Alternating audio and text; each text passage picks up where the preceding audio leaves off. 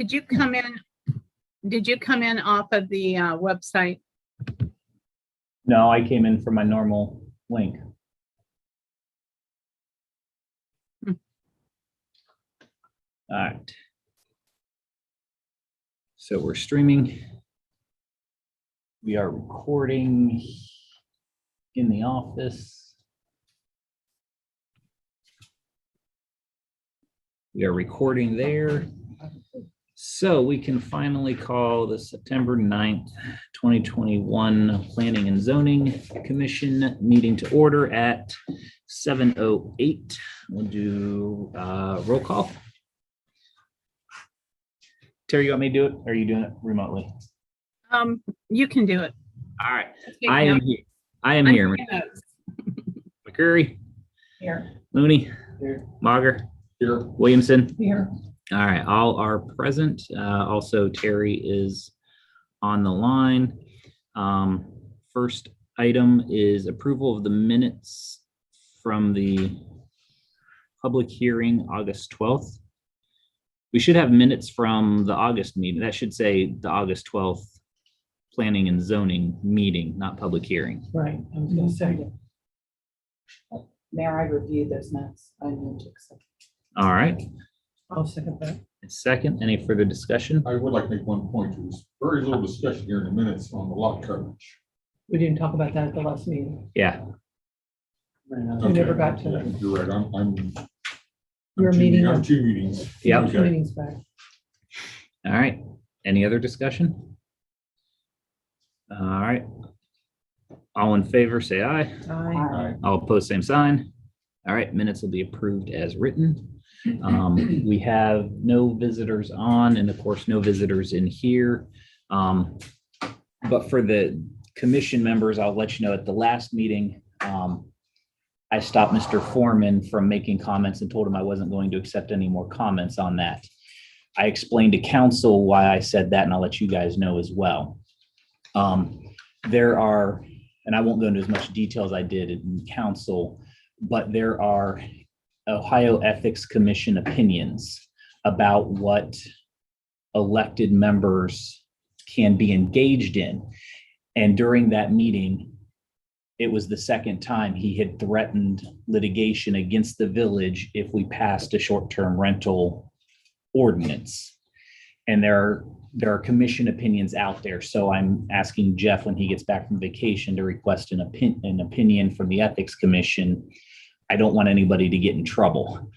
So, you know, I'm not going to accept, and Rick seemed to be okay with that when I explained it at council. He didn't say anything about it.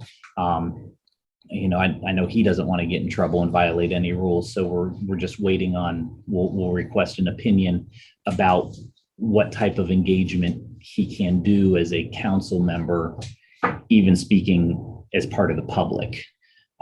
So, but that said, Or in the past. Are we talking about from Right. now on? from now on, Okay, until we get clarification. I'm not terribly worried about violating anybody's privilege to speak because I think he's made his opinion very clear on it. But that is why I stopped that at that last one and didn't get a lot of explanation. So just wanted to let you know that that's why I did do that. No visitors have hopped on, so we will move on. And our first old business item was the continued discussion of short-term rentals. And at the last meeting, we had a couple changes, but we were focusing in on the background checks, and Terry was going to get some additional information for us on background stuff. Yes. One of the things that I did is I talked to Columbus and I talked to Canal Winchester. And both of them, why they require background checks, they don't say you have to pass the background check.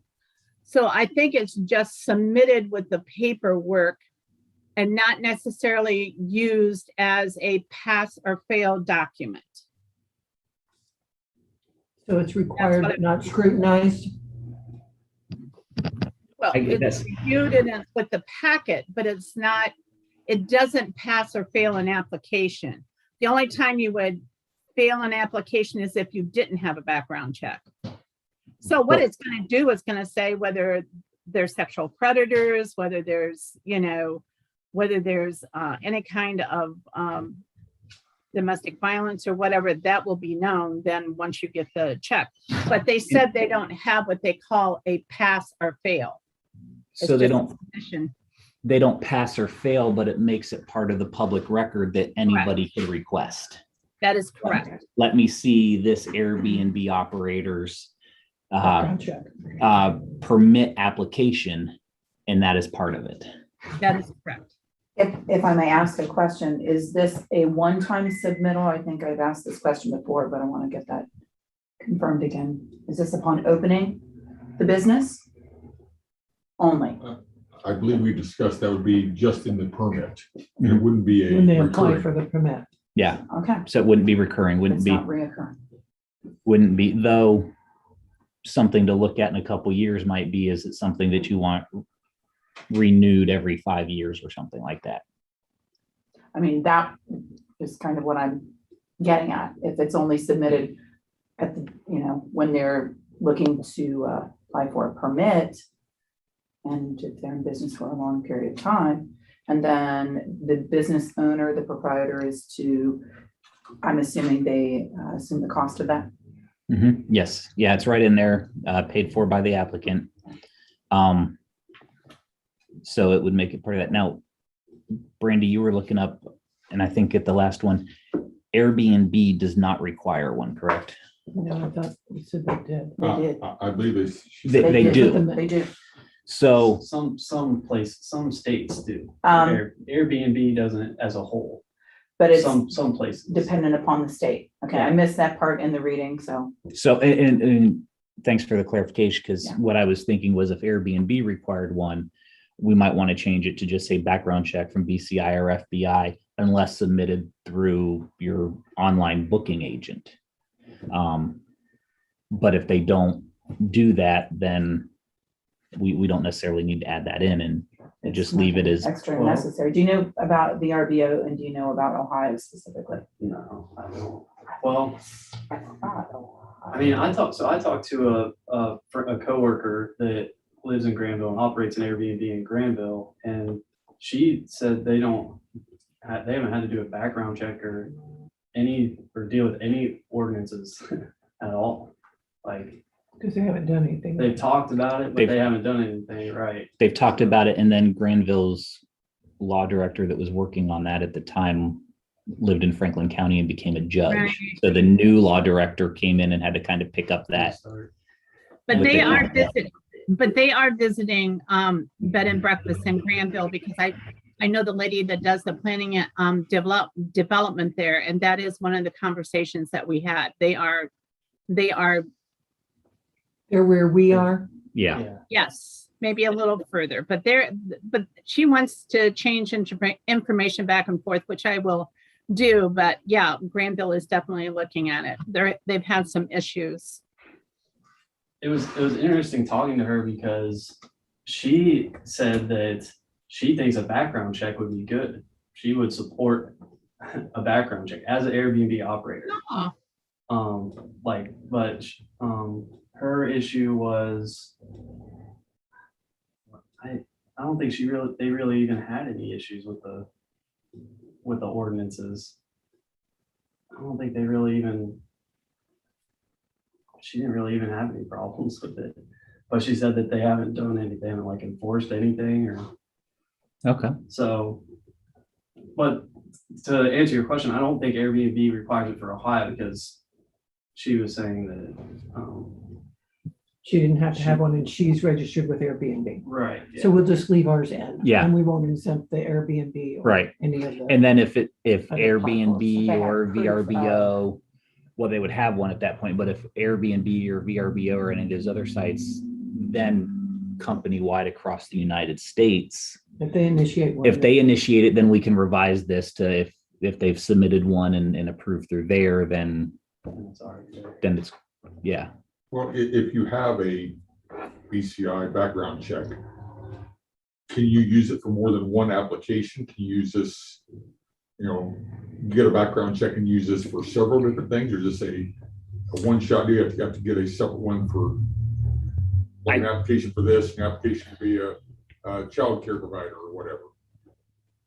I would think it would depend on the company you use, how they get it to you. Okay, I would think if I'm requesting a background check on myself, it's mine.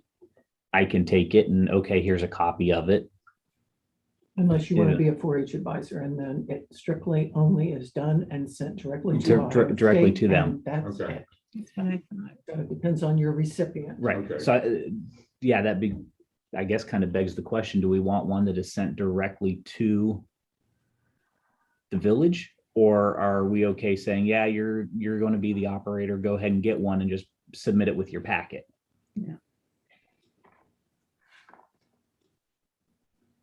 I'm not a lover of a whole lot of paperwork. I like to be able to trust people, and I know that's, you know, maybe that's a bit naive. It seems to me we're trust them to run an honest business anyhow. We should trust them to get a BCI background check and bring us an honest copy. And I agree. I guess I would argue then if we find out that it's not, then it's a cause for revocation of the permit. Exactly. Yeah. Yep. Sounds good. All right. Just while we're on short-term rentals in general, did everybody see the Dispatch article about 10 days ago about the hedge fund in Dublin that plans on being the largest Airbnb owners in the United States? Really? They plan on buying hundreds of thousands of properties and to run. Interesting. Good luck with Logistics the real headache. estate prices nowadays. Yeah. But I read that and it kind of struck, you know, I think we're doing good getting ahead of the curve, because if they buy 10 in Baltimore, Then they have we to don't, issue 10 permits. yes, and we don't know how they will care for the properties. Right. So, I think the background check was the only note that I had of things we were finishing. I'm gonna tell you what, I can cover, I'm gonna Yeah, cover, because we talked about insurance. That was noted in the minutes and the fire and safety plan. right, the changes Oh, we the had. wording in the penalty. Without dollars, which reads. Yeah, so I looked at this and I looked at a bunch of others where I have this and other ordinances, and it is confusing, but you know, in violation may be fined up to $1,000 per day.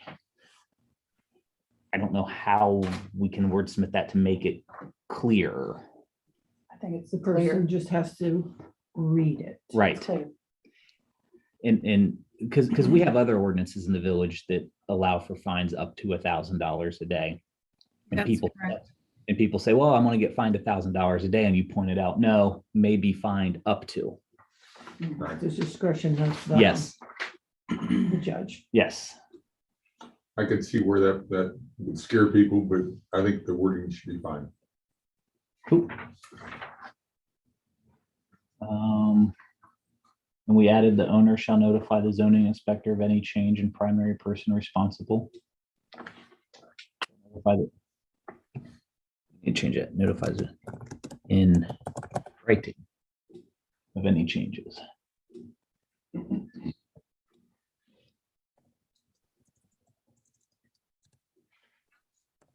And then, you know, Ken, I went back and looked again to try to find something for Secretary of State registering a business.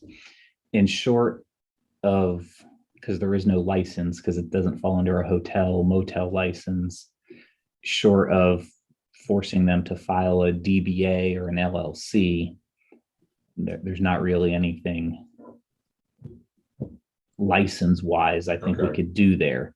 You know, if they're running it Airbnb, I think we figured out we'll make them set up the tax stuff. I don't know if they pay sales tax, if there's sales tax on it or not, Well, because and- because if there's sales tax, that would require them to register with the Ohio Business Gateway. And if you don't pay your sales tax, they put on these huge penalties. Right. So But if you're doing online booking, the way I understand it, the property owner is not handling the money anyhow, correct? So I would think if there was sales tax, the online, handles it, but the owner has to report it. oh, okay. Yeah, they have to report it. Okay. Now, honestly, I don't see this being a tax income issue because quite honestly, if you decide you're gonna rent out half your house, you can write off your couch, Mhm. your curtains, the new carpet your wife wanted for the last 5 years. Yeah. You can, I mean, very easily show absolutely no profit. I Uh-huh. don't, You can do that. And we do have an ordinance in the village that requires any operating business to register with the village so that Rita knows to look for a Schedule C or a separate income tax filing for the business. I believe that Airbnb does not send out 1099 for income less than like 20 grand. Yeah. Like they don't even have to report it. So I would be surprised if people were pulling in that. for a place in which Baltimore. surprised me, because like I've got to send 1099 to any person I deal with that's not a corporation for what, $800 or $600. I think it's the threshold. But It's it's it's a hobby. You can call it hobby income. and it's, I guess some people could be, if you spend a couple nights, you might hit that $600 mark. Also, so it's per? Yeah. Oh, is that the way that works? Yeah. Okay. 1099s are per. So Even but- though Airbnb or VRBO is the one that's actually paying them. well, they're just the middleman kind of Okay. thing. Yeah. The technicality there. Yeah. Okay. And if that's the case, if they don't send out that 1099 and we find out that there's one operating and they didn't get a 1099, we have this to fall back on. And we also have our tax ordinances, which require them to notify us of the business, of the business income. They might not even claim any of it though Mhm. on their taxes.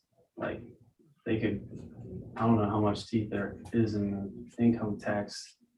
Like, I don't know how you would figure that out, Would you talk to Airbnb or Well, would you know that they're having income that is not?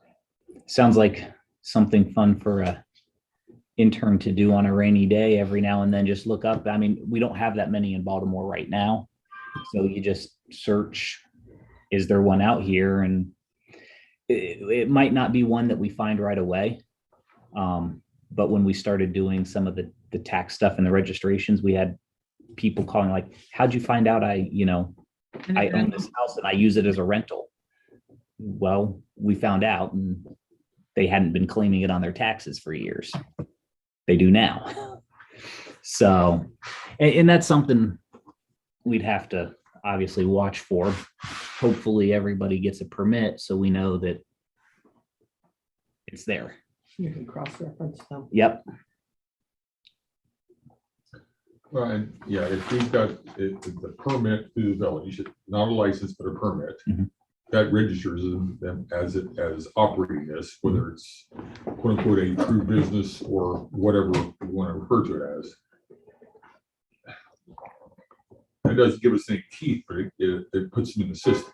It puts them in the system and then, I mean, obviously they get the permit if they don't do their taxes, but our tax ordinances, which are done by Rita, they've got a little bit of teeth in them and then Rita handles all of that. Right.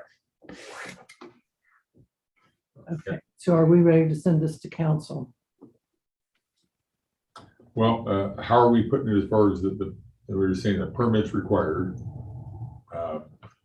But we totally scratched through the Secretary of State, correct? We scratched right here through the Secretary of Okay. State. Okay. So we'll start at the beginning. So I started with kind of a clean copy after we did all the changes, and this is what was passed around for the public hearing. Obviously when it gets to council, we'll have some whereases and fill in. But the changes after the public hearing that were made are scratching the Secretary of State registration. We added notice of change of ownership. And that was it.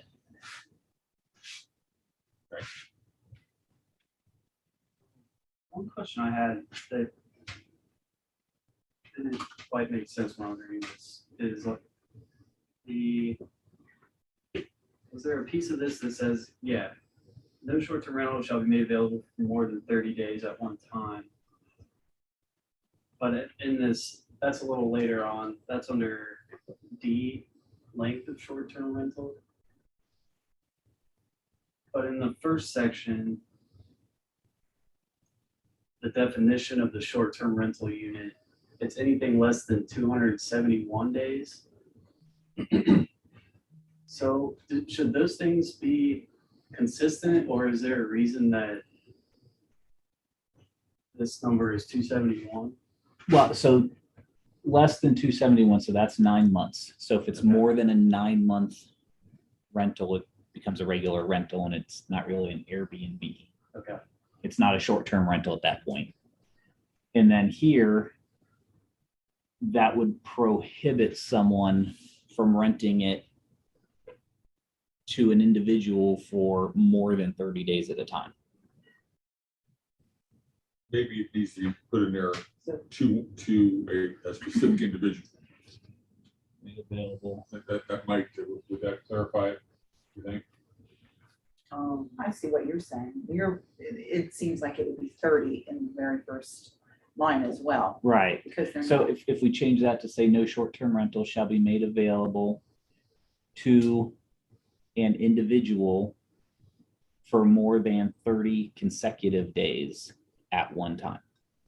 Or just more than 30 consecutive days. I don't think we need individual, because what if a corporation would run it? There's just there's no way that they would have a short-term rental for any more than 30 days. so how can we? Well, So, well, I see where you're going there. So one is the definition of the short-term rental. If it's rent, if your home is available for rent to people for more than 9 months. Okay, I see what you're saying now as I'm starting to say that. Because in Airbnb, that room would be available, let's say, 360 days of the year. 360 days a year. And if you rent it to one person. Oh, here. A dwelling, a portion thereof offered for rent to one or more persons for a continuous period of less than 271 days. Okay, So you can rent it to a person, but it can't be for more than 271 days. And then down there, we say you can't rent it to someone for more than 30 days at a time. we just need to just scratch the second one then. So would the definition make it so that if they did 12 one-month leases to try to skirt this rule, I think that's what we're trying to avoid. then it would be, it would not meet the definition of a short-term rental unit? Is that what it's? So, right. So if you were renting one Airbnb and you wanted it for 300 days, it would not be a short-term rental. That would be a normal rental.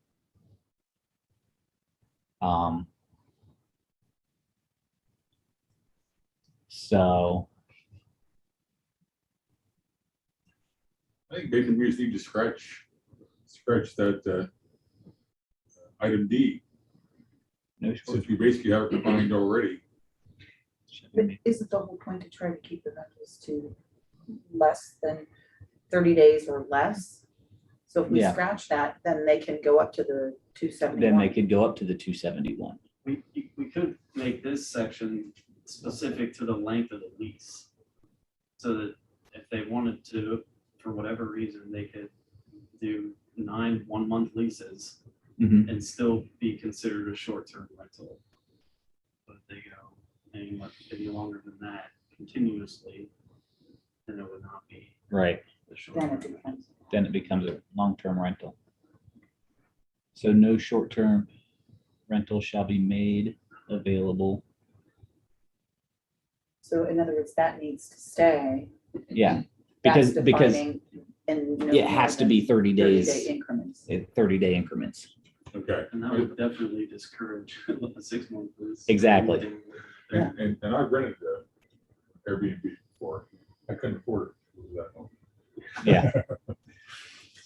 Yeah, they are usually a little more than your regular rentals, but Yeah. so yeah, so if we leave that in there, it's, you can only rent it 30 days at a time to an individual. And so if someone wanted to do 2 months, it would have to be this 30 days and then that 30 days.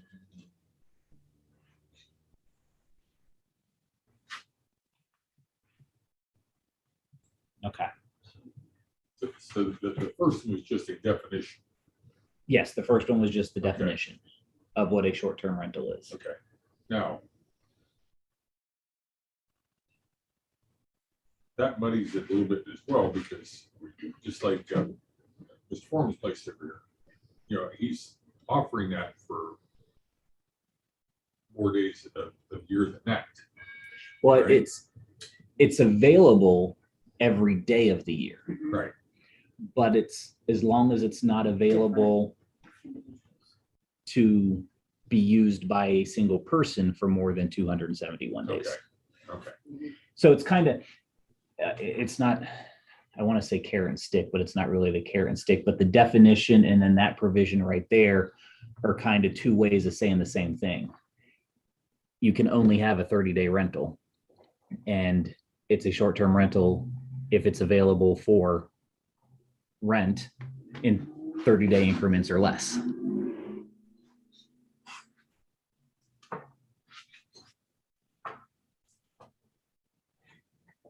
Still muddy, but I'll go along. Yeah.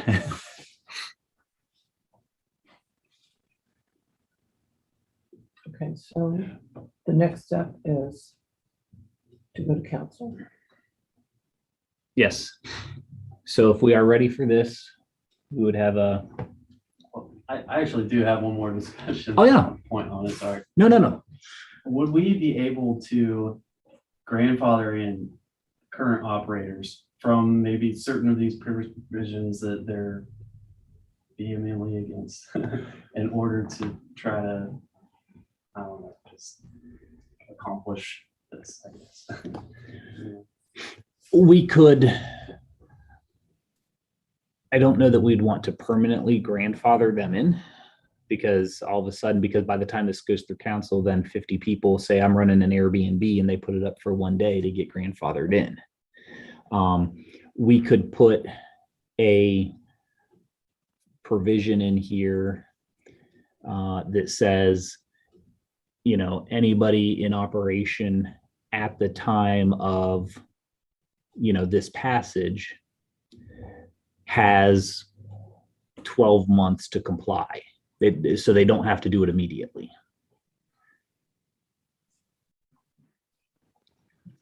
And that way, anybody new starting would have to do it immediately, but those that are currently in operation would have 12 months to Apply for their permit. apply for their permit.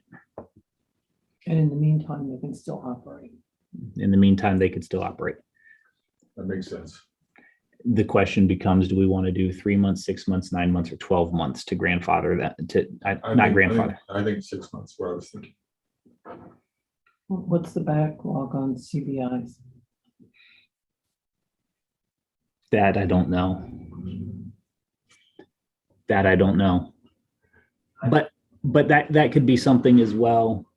We could handle administratively if they come in, you know, 5 months and 3 weeks and they put in the application. Of course, they're going to know.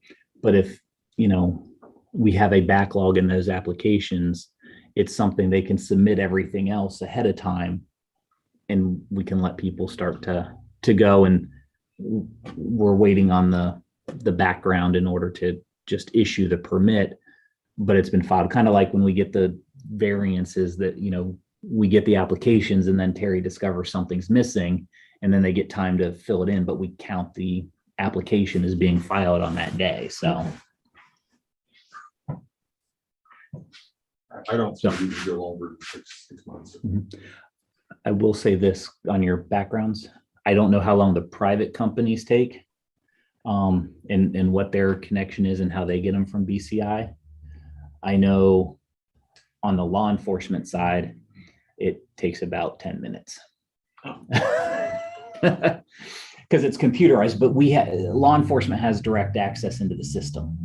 I don't know if the private companies, they have to go through a request, or if they themselves are able to get access. It would depend on who you went through. So I got one like 5 years ago for my license, and I think it took like 2 weeks, or they said to allow for 2 weeks. That To was get- before COVID. That was before COVID, so it's a little bit, maybe a little different environment I now. mean, we're living in a different world. but it's 6 months. We should have more than enough Right. time. Well, I know someone who just had to have one for a job, and in a week and a half, it was back, so, Okay. and that was just a month ago. And that was from a vendor, and then to send it and get it in and have them send it to the job. And probably, right? the employer's one that sent it in, so I don't know who it went to. Probably depends on where they get it done. Yeah. I mean, that's ultimately what it is gonna be dependent.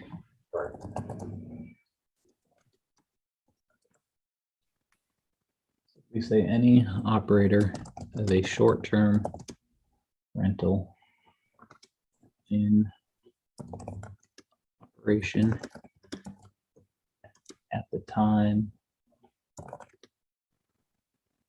this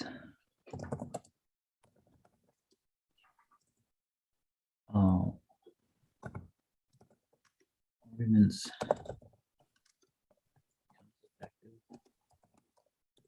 if shall have 6 months to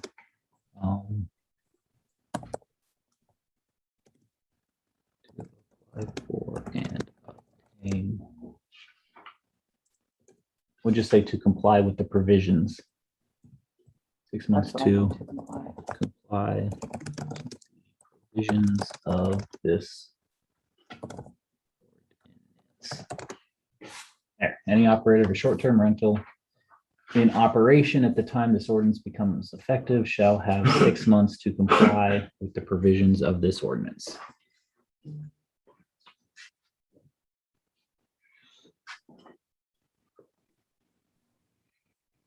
I think that's fair.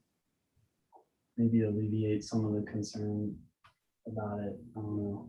Maybe. Yeah, could be a good point there. Yeah. I'm concerned with our threatened opposition on council that we've done all this work for naught. Hopefully, I'm being pessimistic and all will be received more positively than it has been verbally. Yeah. There's a piece in under conditions, C1, that talks about hotels and motels. It's the last sentence of that. Yeah. Non-traditional long-term rentals and hotels and motels are not excluded. So hotels and motels are only allowed, I think, in general business district. And this proposal does only allows short-term rentals, or I'm sorry, does not allow short-term rentals in general business district. So, Right, so I think hotels and motels would never be allowed anywhere a short-term rental would be allowed. because I think we've got short-term rentals or conditional use in everything except general business and manufacturing. So you're saying if a motel applies for a variance to be in one of these other districts, then they could potentially get a variance and be allowed in. I mean, they could A apply for a non-GB variance, doesn't mean it would be granted, right? Right, you could apply for a variance. Yeah. But I don't think, so traditional motels and hotels But that are would be where the excluded. Airbnb people could voice their concern of conflict for their business to Board of Zoning Appeals. Mhm. Board of Zoning Appeals could take that into consideration as to whether to grant the variance or not. So, and here we have, it. So the traditional hotels and motels, you come and you stay a night and you leave, or, a weekend, and leave, are excluded because they have to have their hotel motel. The non-traditional long-term rental would never are not permitted in these areas anyway. And if they wanted one, they would then have to comply, get a variance, and then comply with all the provisions of a short-term rental. So it is a possibility that a hotel and motel could operate in a district that is not the general business district. If they got a variance, Okay, yeah. But that has to go through BZA. At the same time, I mean, theoretically, you could like for variance to open a short-term rental in general business as well, though, district. You can Correct. ask Yes, Yeah. for just about anything. Right. yep, That's depending on the opinion of the public that would be impacted. Right. BZA would make a decision.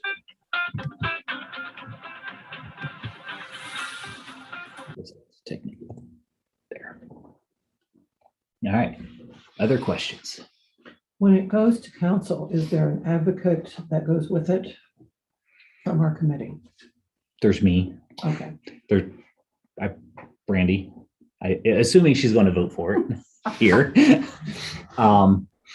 Us, and then of course, at any time when it comes up, if anybody from the committee wants to come and talk or hop on Zoom, if we're not in person at the time for public, to talk in support of it.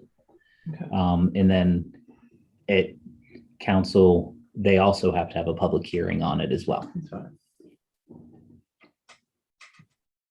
So.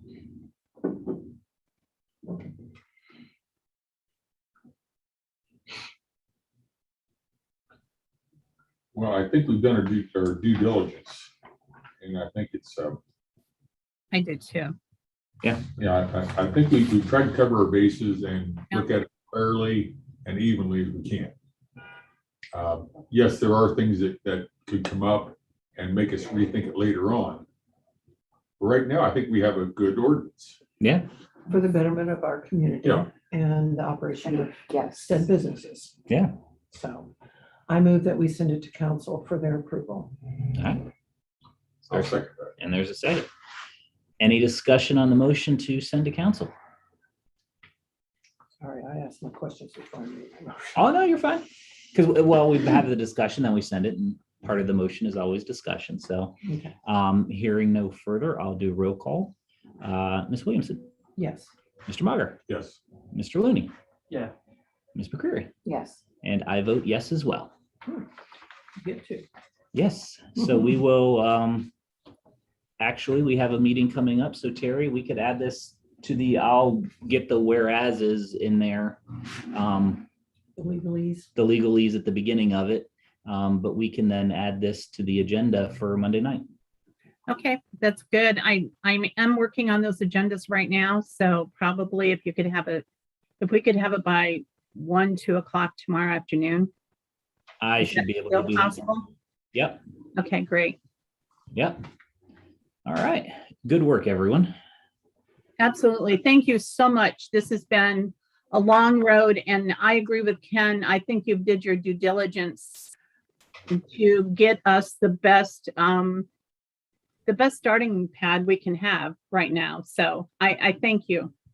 And it was, hopefully, if subjects like this come up again where it's something new, I know it took a long time. COVID didn't help in the middle of it. Yes.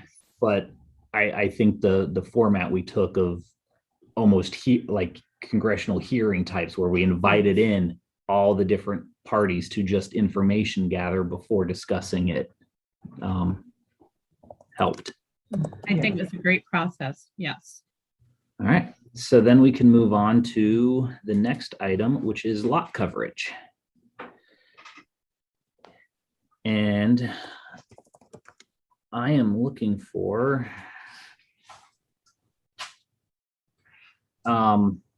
Terry, did we circulate the sign-in sheets at some point? With not a lot of people put what they wanted for lot coverage down after that. Oh, no, I think I believe there was only one person. I mean, yeah, there But- wasn't anybody that said 20%, 40%. A lot of people, one person just said the difference between impervious and, what else did they say? I'm gonna cover Terry up on the screen again.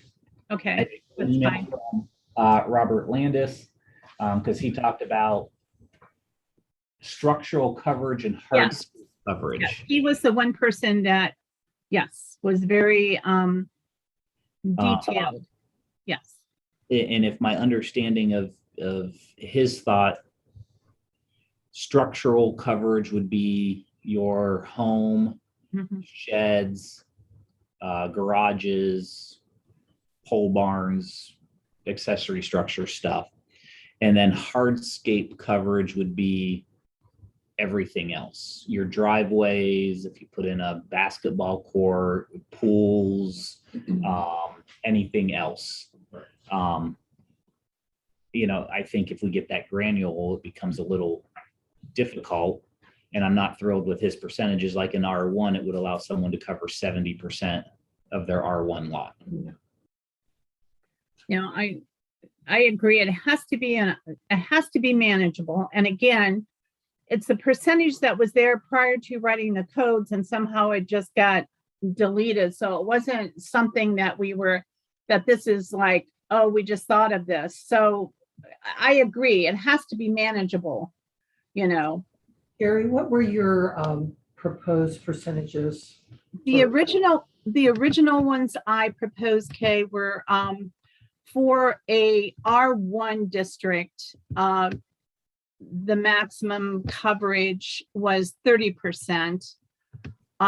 For an R2 district, the maximum coverage was 35%. And then we had that R3 where we went back and forth about, originally I said 35, and I think Ken brought it up that maybe it should be more like 45. So those were the original percentages, just based on what is norm, usually in a percent of coverage in a zoning. So R3 was what? R3 was, I originally said 35%, but remember we had an in-depth discussion about how that might not be enough. And I believe you brought up that you thought 45% would be better in an R3. Right, and then we compromised at 40. Okay. Yes. But then I went back and measured my properties and found out that I'm not setting well with that. I do remember that, yes. Right. That's And- okay. We won't make you tear the Yeah. barn down. Well, but I have been thinking that we need to consider semi-pervious areas, such as like a paver patio. My property up on Balsall Street. Yes, that is, I believe that's downtown mixed use. So it's a different numbers. But I would, right now I have a gravel drive. I would like to do a concrete drive. That really puts me up. Now, if I went to something like a pavers, it's semi-pervious. We definitely don't want to make it hard for people to improve their properties. Right. But at the same time, we've got to look at what's best for the community. But I think we need to maybe allow for a semi-pervious surface as a bit of an end around, to where it allows a lot of people to have that patio without it putting them over the area, the lot coverage. Just thinking outside the box, would it, outside the pavers, instead of starting to kind of get granular like that, would it just be better to maybe say in all zoning districts, 50%? Well, and I think only on the smaller lots. I don't think we want 50% coverage on an R1 lot. That's true. That'd be a lot of coverage. That's a lot of coverage. That's true. I have a concern about changing any of them until we have improved our drainage system in this Yeah. village. Now, someone, I believe it was Mr. Landis, made the statement that he hoped that we didn't use that as a punishment. But I think, and I can see in the future, when we have a better drainage system, then these percentages could be changed. But right now, we're at the maximum of what the system can handle. So I don't think we want to change any of these until we've had a change in what our drainage system can handle. And I'm not a hydrologist or anything close to it, but in a mild rain, which doesn't tax our storm sewers at all, that's when you get the absorption in the soil. In a hard rain, the absorption is very minimal, especially if the soil is already either soaked or extremely hard and not moist to where it'll accept it. I don't know how much in a hard rain, the percentage of what actually absorbs and what doesn't. But I know in a real hard rain, the absorption rate is a small percentage, even on a grass surface. So I honestly don't know how much difference it makes, but I am all for getting as much groundwater returned to the ground instead of sending it down the creek to the river. Or onto your neighbor. Well, Yeah. yeah, That's my concern. My right. concern at the public hearing was that everyone was very me-oriented. right, And no one thought of the effect that it Mhm. would have on their neighbor. right. And I think that's where we need to be the conscience. And my conscience says our system can't handle more coverage in this village until we have improved that drainage system. So I'm not saying that we will never change the percentages, but I don't think it's wise of us to change them now in hopes that the drainage system will improve.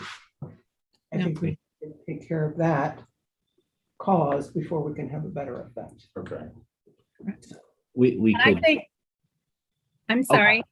I think at the meeting, I think there was such a great example, and I agree with everything that Kay just said, that a lot of everything was around me. The lady that lives behind the museum, if you remember, the museum put a metal roof on, and she became inundated with water. So, and there was nothing I could do because the percentage of coverage was not there for me to enforce. So I agree, the zoning rules and regulations are living documents, meaning if we do this for 6 months and we decide that, well, let's increase it, then we can go back and increase it. But I think we need to have some sort of a starting point because right now we have nothing. and something else to keep in mind as we figure out what we want our starting point to be. Right.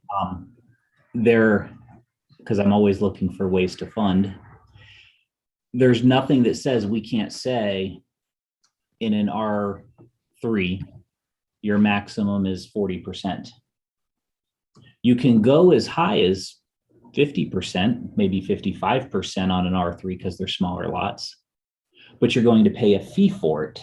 And that fee funds stormwater improvement projects. Might not necessarily be the project in front of where you're putting the water because we'd have the ability to move that to where it is most needed. But it is a way to generate a little bit of revenue for those that really want to cover their property with something, a fee. And we come up with a, percentage or per square foot over cost.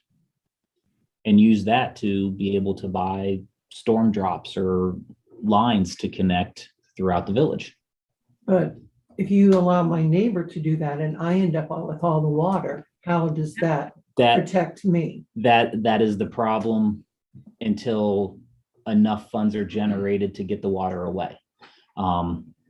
We could also put in requirements if you go above a certain percentage that you have to tile it to the road. And even though we have roads that don't have storm drops on them, it at least gets it to the road.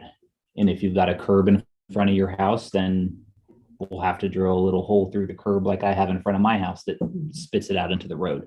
And that at least keeps it off the neighbor. So we can put in, if we're going above and beyond, here's your minimum. Here's what you can do without any additional cost to you essentially. But if you want to go above that, here are your design requirements. You have to run it to the road if there's not a storm drop in front of you. You have to pay an additional fee, and that fee goes to fund stormwater improvements in the village. Except the storm sewer in my yard has been known to expel its water instead of draining it. Yeah. So just putting it in the road. Doesn't always help, I know. So it's Yeah. more of a cross out port than a drain. Yeah. Or like my neighborhood, Yeah. And where you can't run it. And I'm just saying, it's not something, I think it's, But I think what we should Step do in that now direction. is get our minimums up there. But then if we want to look at allowing people to go above those, we need to do more investigation. What roads don't, because I couldn't tell you off the top of my head what roads don't have any storm sewer and which ones have storm sewer that have problems.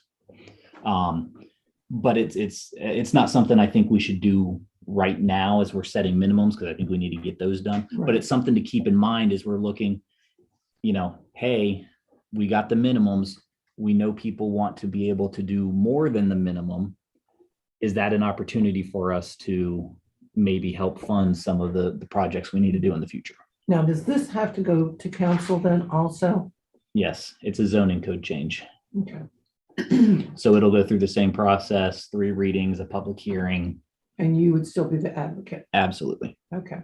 And my other concern is, my other property on Washington Street, mind you, it is a corner lot. And corner lots are, we don't have a backyard. mhm. And it's, everything is within specs as far as setbacks, everything, but I'm already sitting at about 45% right there now.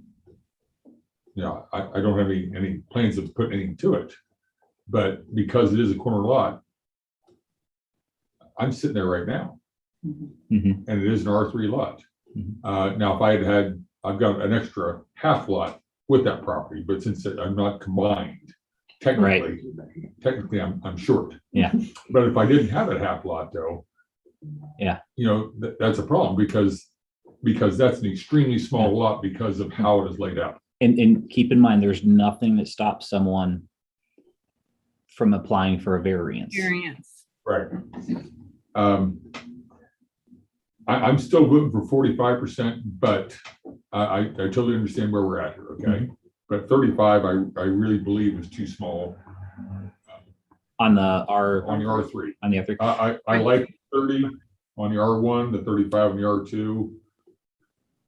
I'm still leaning towards 45 on the R3, but we had compromised at 40, and if that's where we need to go right now, I'm okay with that. Well, and for like your lot where it would be over 40, that one, I need to myself stop using the term grandfathered, but it would be Yes, grandfathered in please it. do. It is It's an, not conforming. it's an existing non-conforming use. Non-conforming. So as long as that non-conforming use continues, you get to do it. You don't have to tear anything down. Right. Right. Well, so where I'm at, but I am willing to compromise and stay at the 40, but I really think 45 is a better number for R3s. As I realize, I have an extremely small lot because of the location. I think if we start at 40 and keep some data Mhm. on how Yes. things progress. Water, drainage in the village, what are, people's needs, not necessarily everything they want. The effects that it has on neighbors and the whole drainage system. Mhm. And until we can make some improvements that would circumvent those problems, I think we need to start low and be ready to, and the information to the public would be, this is our starting point. Which is greater than previously Yes. Right. Yes. noted in It the gives, ordinance. gives our village administrator some guidance so that we don't get flooded from just people building whatever they want. We have some control until we can get our drainage system in a position that it can handle more. Yep. then we can extend it. It's not like this is it and it's never going to change. I think it would be nice to also look at the study that was done. And there was a study done, smoke study, where are we having the issues Mhm. in relationship to the lot coverage within those areas? We have one for Baltimore, the study was done for Baltimore. Yes. Yeah. Okay. Yeah. And So where, I think that should where we be want access that study. something that we look at. We've got it sitting around because it's been, we had to update that within the past year.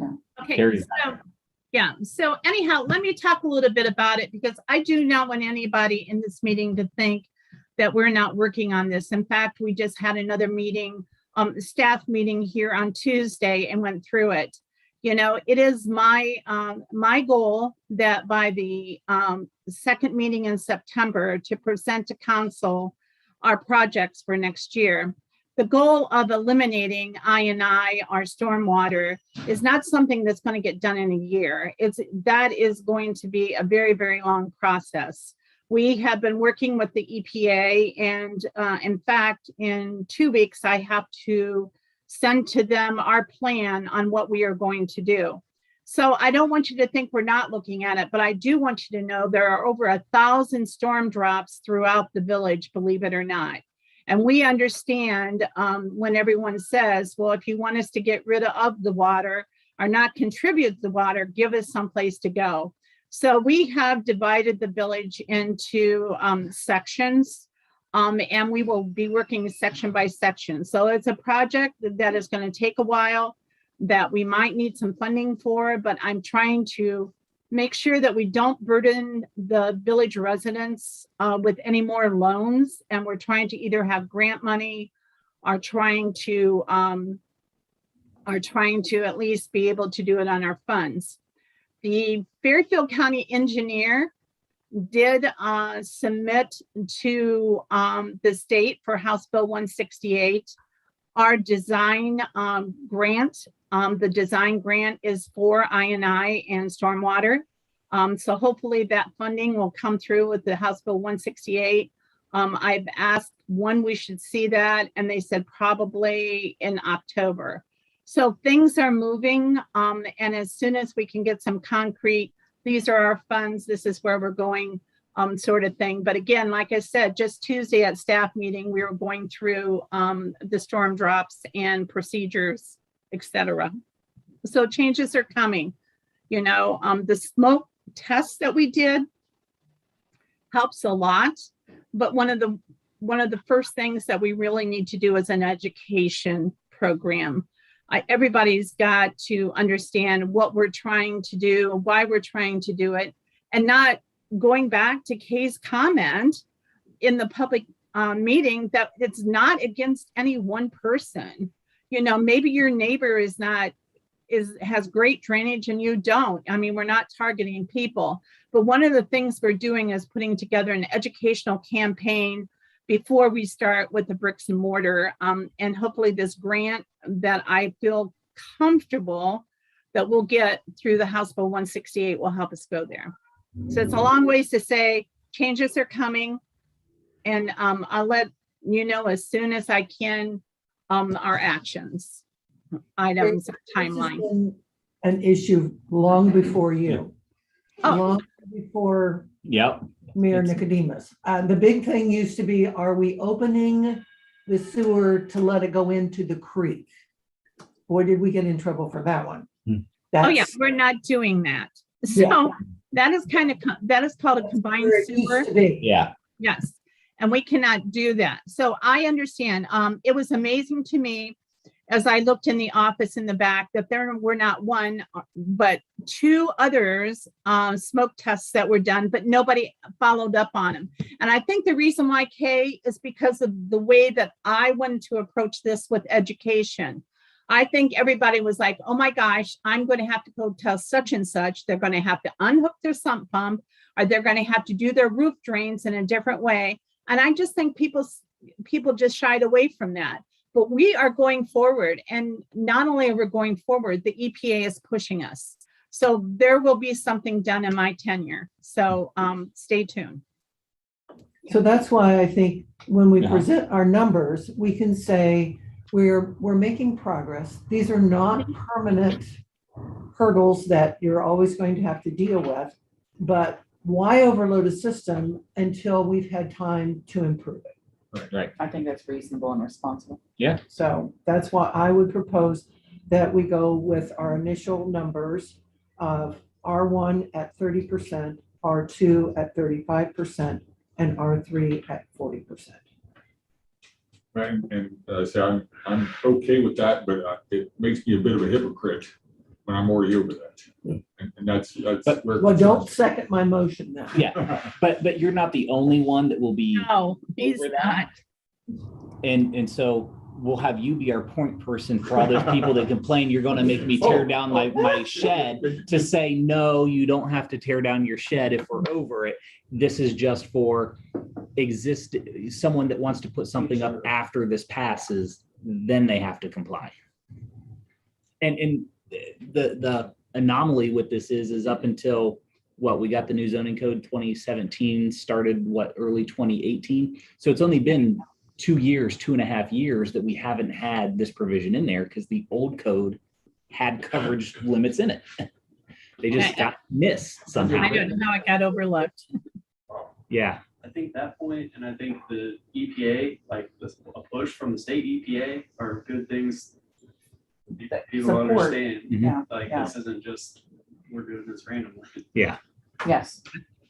Okay, that was a motion. Do I hear? That was a second? motion. I have one question. One point that was brought up at the public hearing that I don't think is addressed yet is Are we the, supposed to get the second and then do discussion? I'm sorry, I'm just trying to, We could do that. Someone second it. or it dies. I will second. Okay, we got a second. Now Now, we- discussion. All right, going with the question. So, the required sidewalks and driveway entrance and exits, or entrance, whatever you want to call it, driveway aprons. The aprons. Easement. Yeah, so when the percentages are calculated, are they considering those as part of the hard surface that's counting toward that percentage? For the property Right. owner. But I believe that's not even right away. Yeah, that's what I But think. the lot square footage includes that right of way Includes that. square footage. Well, If you look at it on like an auditor map, it would. Oh, really? I know mine don't. it would, depending on the lot lines. Like if you put a sidewalk in front of my house, it would be in the right of way, Correct, right next to the road. But my property line goes to the center of the street. correct. Yeah. So we're gonna count half the street as yours. Yes. Well, yes. In that case, you have to pay for that. I guess I do. Terry, don't include the road in front of my house when you calculate. Yeah, well, it's there. So Well, anyhow, But I also, think- I think that's a good point, though. Hear me out, because we want to encourage people to put sidewalks in and to make a more walkable village. Do we want to exclude or reduce sidewalks? if you look at the agenda, Mhm. under new, more business, after we get these done, you will see sidewalks and driveways are on there. And that's one of the things that I want to talk about when we get there, because I agree with after listening to the public hearing, and I've had conversations with Mr. Mooney, that I think maybe sidewalks should be exempt. And that's something that, of course, this group has to decide. So I don't know if we want to go there now, or if we want to just go there when we do the, Do we want to do the other now since we're on the sidewalk? I mean, logistically, in my preference, because of the way the steps we have to go through to do the zoning code and update it, if we say we want to talk about sidewalks later and we decide to change it and exempt them from lot coverage, I see. we'll have our hearings, we'll have a public hearing on it, then it has to go to council for 3 readings. They have a public hearing on it right now. But if it's been brought up and something we want to consider, I personally think it makes sense to kind of talk about it right now, because that's one less time we have to go back to a public hearing and council and through all of those steps. So To we- make it- We can add an amendment Yes, I agree. I'm in favor of exempting sidewalks for the I would safety too. of our citizens. Mhm. Absolutely. So, but we have to pass this motion first and before we can amend it. Correct. We could have a, yeah, we would, yeah, because we could pass that and then we could have a motion to also add an exemption. Yes. Okay, I was just trying to make sure I would hate for Can it I to be make that thrown out. motion? Okay, I would like to so move. well, we have to vote on this one Okay. first. We'll vote on this one and then we'll have a motion to Then you can amend do- and then we yeah. can discuss on that and Perfect, do that. perfect. Make sense, everyone? Okay, Yes, perfect. Any more discussion on the motion to add back into our zoning code the lot coverage maximums? Hearing none, we will do roll call. Ms. Williamson, yes. Ms. McCurry, Yes. Mr. Looney, Yes. Mr. Mauger, Yes. and I vote yes as well.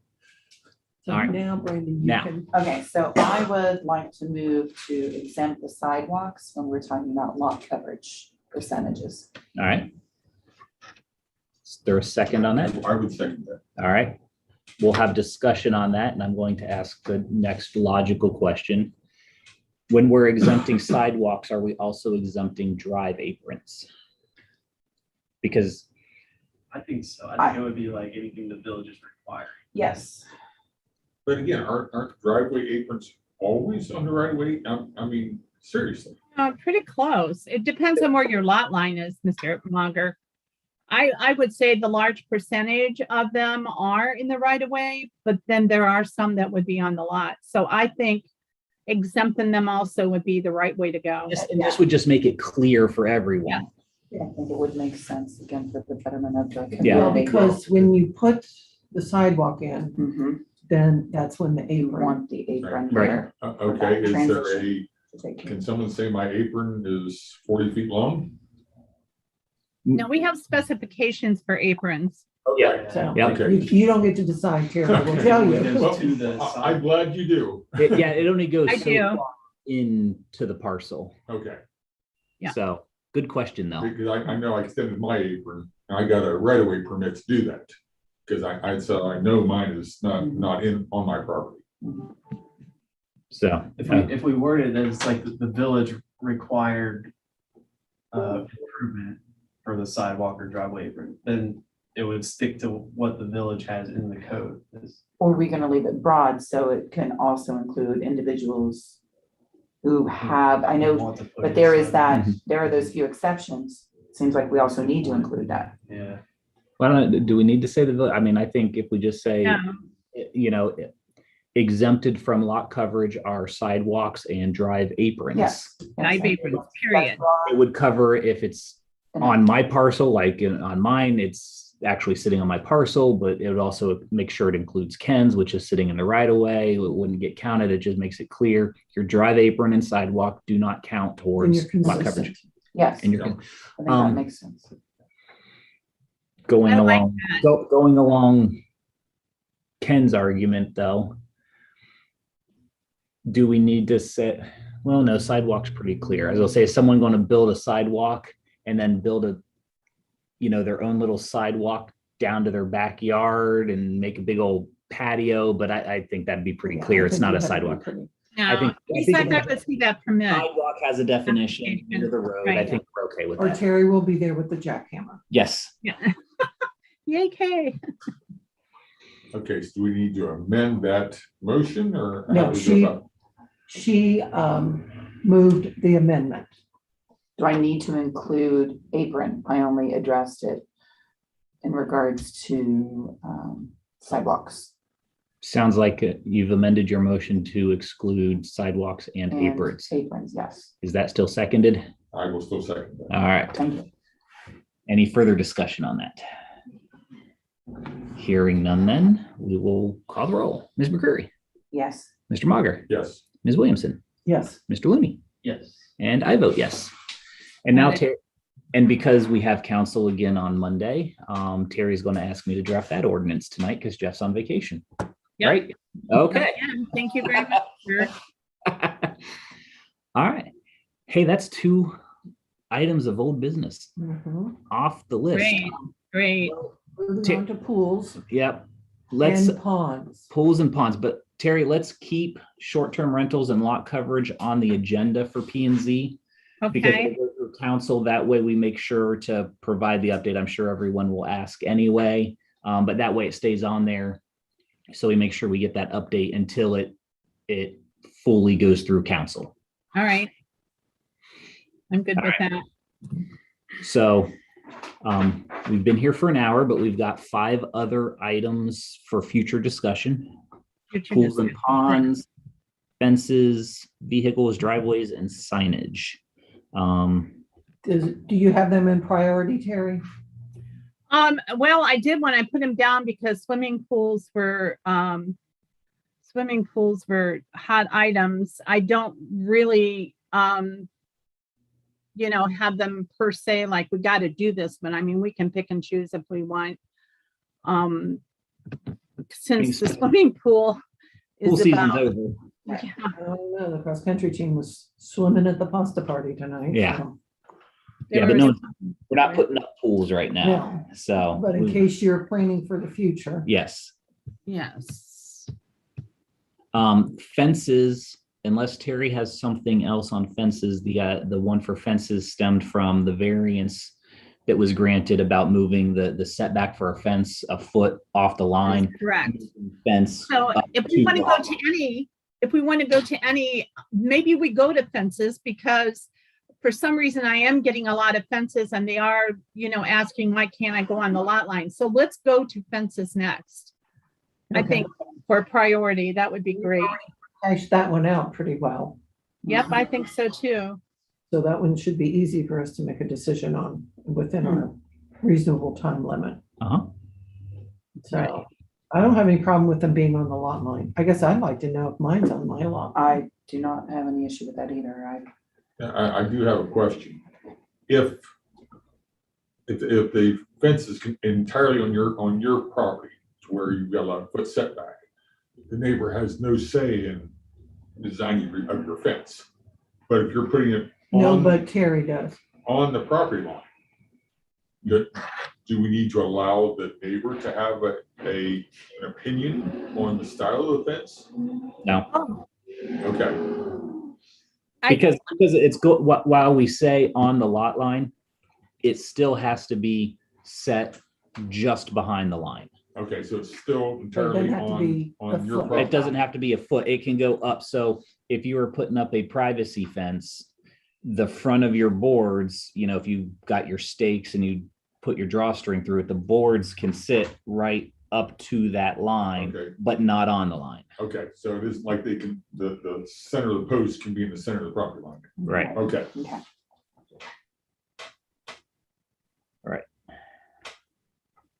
It would be nice if the neighbors could agree upon the fence. That won't always happen. Well, we'll be optimistic about I being can tell you neighborly. no. Mine was there when I bought my house, so, yeah, I just try to keep my grapevine from growing into my neighbor's lilac bush excessively. So, Yeah. So if we want to change that, like, so we hash that out, and I was looking, I had a good picture of one that I saw in one of my walks. But if we're ready to move forward on that one, we would set a public hearing at some point on it, because again, it's a zoning code change, so we have to get public opinion before. we have to have the public hearing before we can send it to council. So we can go ahead and propose moving the fence from the 1 foot setback to, do we want to say within an inch of the property line?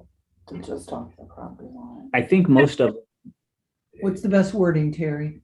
Well, yeah, I would rather not put an inch because they'll have me out there with a ruler. So I can give you a seam gauge. there you go. A steam gauge I would need. I think we just need to say on the property line and then I just need to deal with them. yeah, Okay. I think that's better than saying an inch or 2 inches or whatever, because then it's going to get crazy. Trust me. I would just say property line and then let's see how it goes. I think they'll be good. Can you just say the fence should not encroach on your neighbor or like on a neighboring lot? I think that's understood. And that's understood because that's up to- part of, because to get the fence, it has to be staked. And then Terry has to go out and see where you're putting it up. So And if one it- of the requirements is everybody has to be able to show the surveyor's pin. So it's not like, well, I think it's right here, and then the neighbor says, no, right here. So we say, you got to show us a survey pin. I have not had any issue since I did that. I guess I'm just saying, looking at the code, there's like this number under fences, under F5, it says no fence shall be constructed on the lot line. All fences shall be a minimum of 1 foot from the lot line.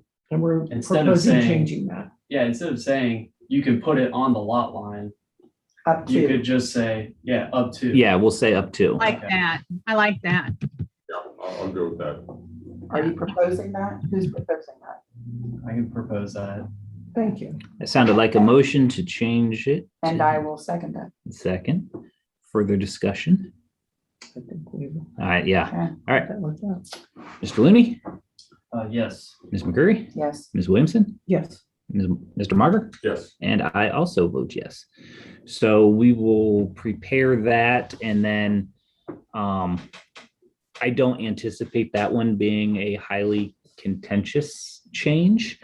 So I'll probably just try to set, depending on our BZA schedule, try to get that hearing set maybe 7 o'clock to coincide with the next planning and zoning meeting. That's what I was thinking in October. Yes. Are you gonna have people register? Because we can't do it in this room. Or are you gonna do it Zoom?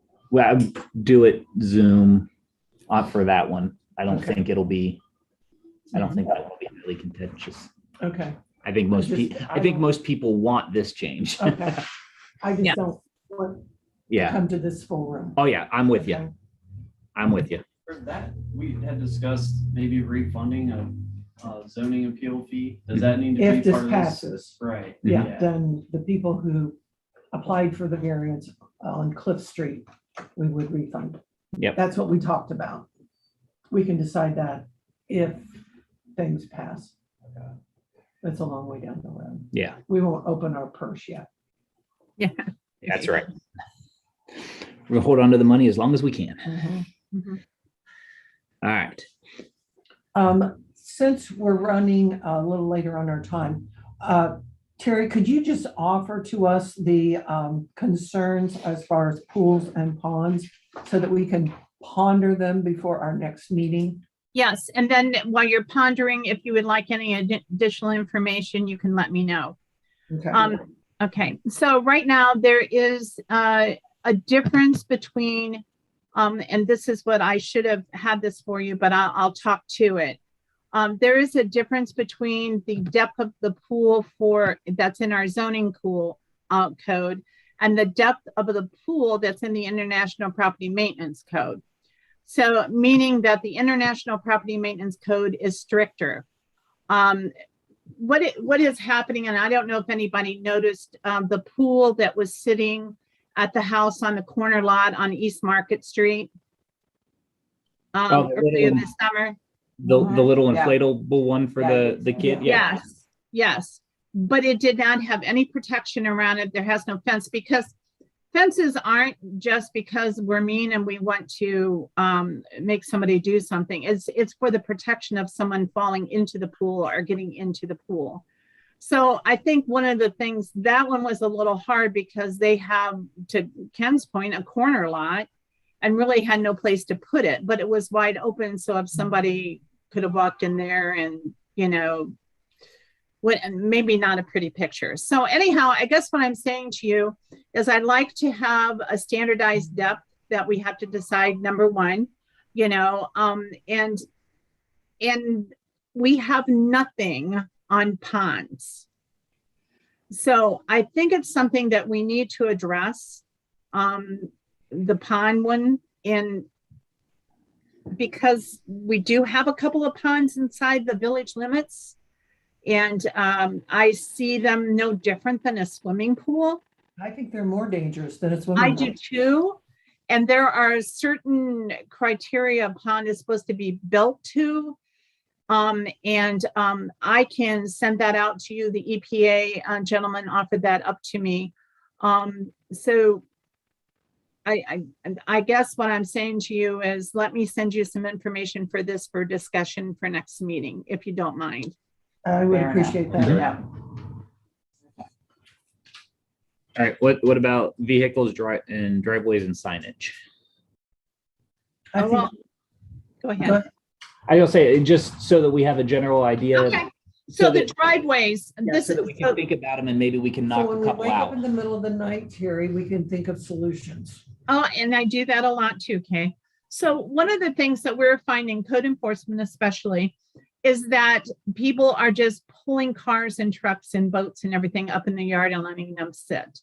So if they're letting them sit there on their property, I believe that if they're going to store them or have them there, that they should be on some sort of a surface other than the grass. And that's,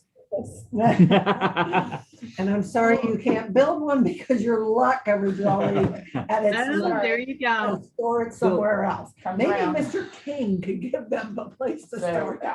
it. Okay. There you go. So that was one of the concerns that we had in code enforcement. It was hard to say, they're parking them in the grass beside the garage. Is that really, what we want? I mean, if you're the neighbor that has to look at it every day, no. I guess it makes them do something. So in other words, they can't just pull it in their yard and get out and shut it off and say it's here.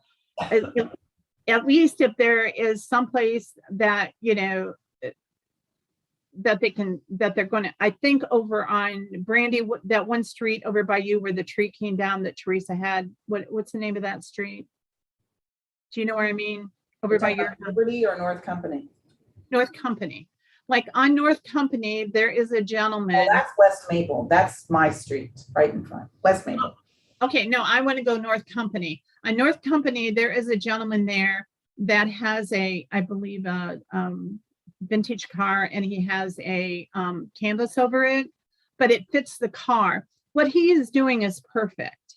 And that's what I would like to see instead of blue tarps thrown over a car in the side yard.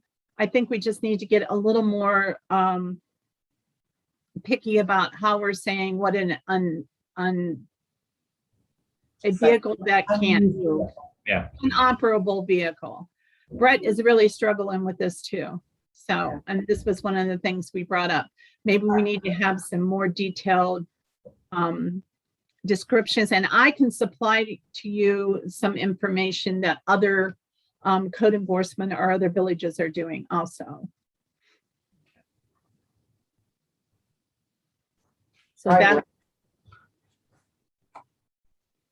That kind of goes along with the driveways, I'm assuming. the driveways,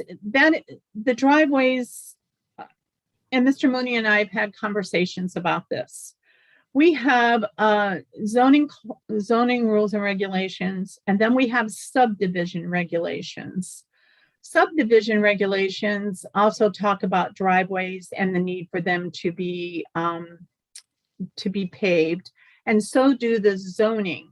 Now, in the zoning, it gets kind of clunky, but because it talks about parking, off-street parking.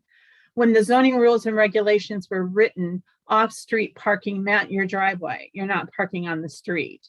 So I think we need to look at that section where it talks about driveways and be a little more clear on exactly what we mean.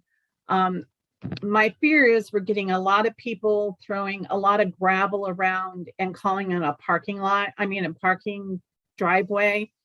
And I guess we just have to decide, is that what we want? So that was where I was at with the driveways. And again, I can send you examples and also what other people are saying in other communities. Send us some reading homework. I will. I know this sounds like trivial to you, but I can tell you that the amount of time that I spend on this issues is just astronomical. You can't believe it. I had a gentleman who had a 42-inch high pool which needed a fence. And I'm 45-inch high pool, which needed a fence, but he argued with me that he never puts more than 42 inches of water in it. So I guess, this is what my discussions are like. Yeah. So, yeah. And God raises the level of the water. There you go. So I think that's where I'm at, and I will put together a package for you. I am not sure, we may have some variances or some items that arise for next planning and zoning meeting, as well as BZA. For planning and zoning, for sure, I know we'll have something. I'm not sure about BZA. Okay, and when is our next? Our next meeting is October 14th, Yes. Okay, that's which is Fair Week. That's what I was just gonna say. Oh, well, it's changed. I don't have a problem with Thursday or Fair Week. I gotta see when the kids' show is. What I know animals I do will they be out of show? town. I'll be at Hershey. I think we should change it, Mayor, because of what I know, I'm working on some paperwork, so Well, yeah, and can we like, change it? I may very well be at the fair, you'll be out of town. Yeah. How about the 23rd, the following Thursday? No, I mean the 21st, the following Thursday in October. Well, the following Thursday is the 23rd, not the 20th. No, wait, I'm No, looking at The September. 21st, 21st. Thursday, the 21st in October. Okay. Would that work instead? That sounds That's fine to fine. me. You have a lot of variance people that you have to put off. None that No, is filed yet. Oh, okay, so, nothing is filed correctly yet. okay, I guess what we would be finding, I guess we could go with the 7th if you had people whose life depended on the variance, and if they can survive until the 21st, then we can go there. They Yeah, can, I would like to go to the 21st. they can survive. They Okay, can survive and yeah. okay, All right, so we'll move the meeting to the 21st. Makes sense. All right. okay. No other visitors on? Any other business? If not, someone give me the motion. I'll move to adjourn. Motion to adjourn. Second, I'll second it. all in favor, say aye. I. All opposed? All right, unanimous voice vote to adjourn at 8:35. Good work tonight, everyone. So what animals are All right. your people taking to the fair? Hallie takes, we're gonna shut this up. We're gonna, Hallie takes, market